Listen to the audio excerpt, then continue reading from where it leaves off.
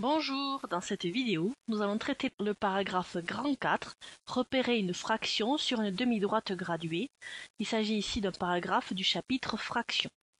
On va le faire sur un premier exemple. Donc, on a une demi-droite graduée et sur cette demi-droite graduée, on a un point A qui est placé. On demande de donner l'abscisse du point A sous forme de fraction. On se rappelle que l'abscisse d'un point, c'est le nombre qui lui correspond sur une demi-droite graduée.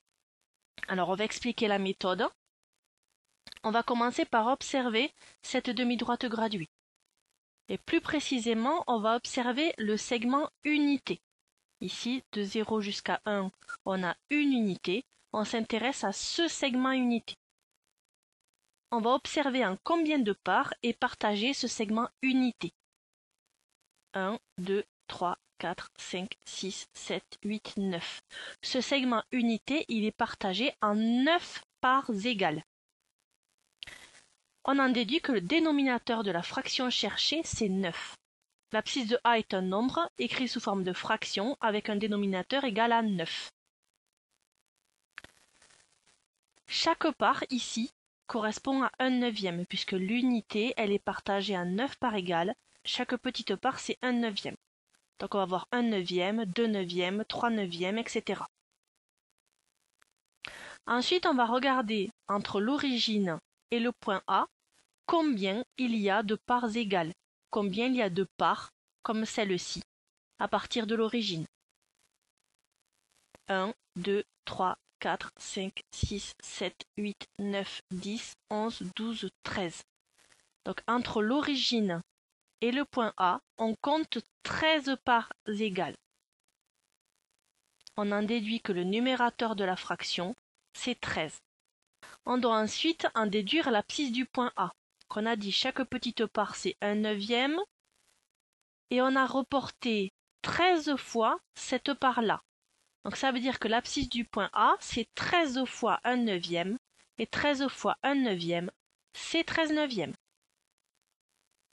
Ça se note A, donc le nom du point en majuscule, et à côté, l'abscisse du point, donc le nombre qui lui correspond, entre parenthèses. Il n'y a rien entre le nom du point et la parenthèse. On va passer maintenant à l'exemple 2. On va placer le point A d'abscisse 8 cinquièmes sur une demi-droite graduée. On va expliquer la méthode. On va commencer par tracer une demi-droite graduée. Sur cette demi-droite graduée, on va placer l'origine. On va choisir une unité. Et cette unité, on va la reporter régulièrement. Ensuite, on va partager l'unité en un certain nombre de parts égales.